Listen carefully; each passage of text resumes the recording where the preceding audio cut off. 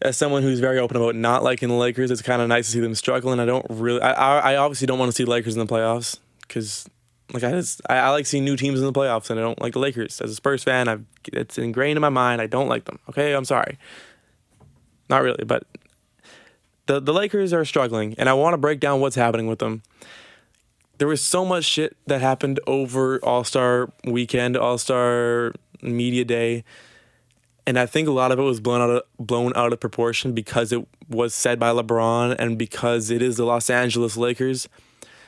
But I think it's kind of like so many of the shit LeBron James is saying, I don't think is that big of a deal. Everyone's saying, oh yeah, LeBron's done, LeBron's out, he's going to the Cleveland, it's official. Like, no, pump the brakes, okay? Lakers still have they still have Anthony Davis, they still have LeBron James, they still have a somewhat good, they don't even have a good roster around those guys though.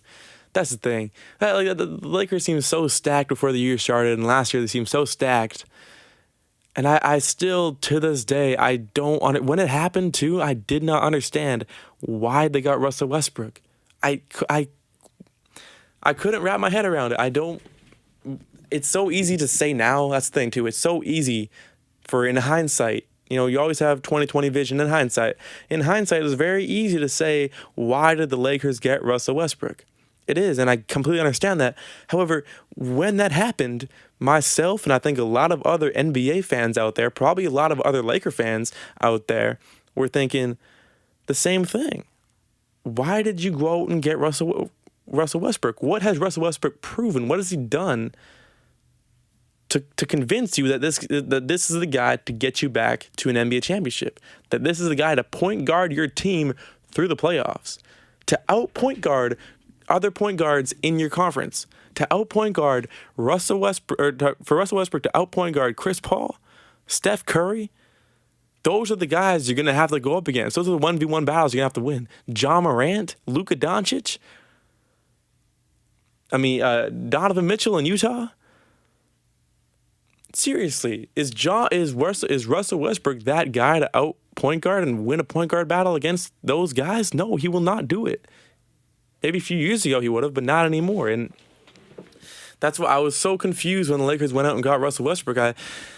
It's not just Westbrook. He's an easy scapegoat. He really is. But I think it's just a dumb move to bring him in because Russell Westbrook hasn't done anything differently this year. This is the same Russell Westbrook. The only thing that hasn't really happened yet that normally happens in Russell Westbrook seasons is that Westbrook normally just for a month or two just pops off and averages like 35, 15, and 20. Like he just randomly does that. Normally around this time, and then playoffs he cools down. But up until now, he's done nothing different. I don't know what you're expecting to get out of Russell Westbrook, but he's showing you time and time again who he is. He'll get you nice numbers. He's averaging like 19. He's almost averaging a triple-double as he does, as per usual. 19 something points per game, and he's putting up good numbers. He always does. But he's not doing anything differently. He's not like he's fallen off a cliff, Russell Westbrook. It's not surprising to me what he's doing with the Lakers because it's the same shit he's been doing the last few years. And that's why it confuses me. You got Russell Westbrook, and then you go and get Carmelo Anthony? Like, no, I know I'm kind of slandering both of them, but I'm a fan of these players, and I grew up watching these players. When I first started watching basketball, Carmelo Anthony was the shit back in 2011, 2012, 2013, 14. Melo was the shit. Russell Westbrook, he was the next big thing. Him and KD were going to take the NBA over. I loved those guys growing up, but I'm just calling it how it is. I'm saying it how I see it.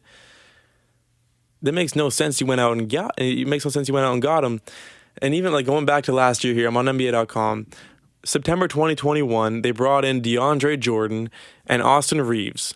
Okay, and they traded Marcus All away to the Grizzlies for some player that no one's ever heard of. Okay, bringing in DeAndre Jordan, I think he's in Brooklyn now. He's doing his thing. He's not that great. I think the Austin Reeves though, when you're the thing is too, the Lakers brought in DeAndre Jordan and Austin Reeves in the summer. No one in the Lakers thought that Austin Reeves would be one of the most important pieces to the team right now. Austin Reeves is a very important piece to the LA Lakers right now. He's a guy, and I'm a big fan of Austin Reeves, not to diss Austin Reeves or anything, but if you're going to win an NBA championship, Austin Reeves cannot be one of your 3 or 4 most important players on your team. He just can't be. With all due respect, he's a rookie, young rookie.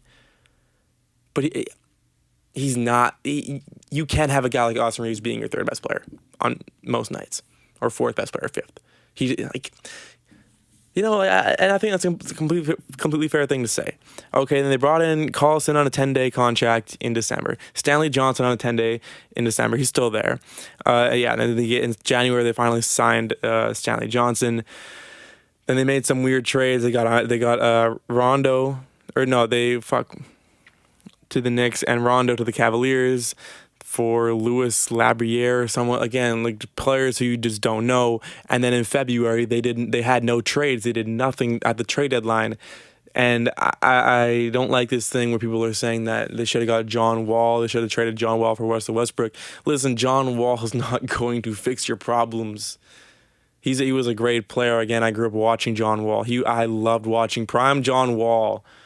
That motherfucker was a flashy guy. And I really enjoyed watching prime John Wall, but he's not like John Wall is the biggest finesse god in the NBA. He had like 3 really good years, got a huge contract, and then hasn't played. Like, he's making so much money right now for doing fuck all. He fleeced the league. Class, John Wall. No hate against the guy, but he was not going to fix Lakers' problems. I don't know. Those are my thoughts on Lakers. It's nice to see them struggling. It is. At the same time, I feel like kind of bad for them because, actually, no, I don't. I don't feel bad for the Lakers. I don't know why I'm trying to like not make Laker fans hate me, but I'm just going to be honest. I don't really feel bad for the Lakers at all. I hope they don't make the playoffs. I genuinely don't. Anyway, that's it for the Lakers.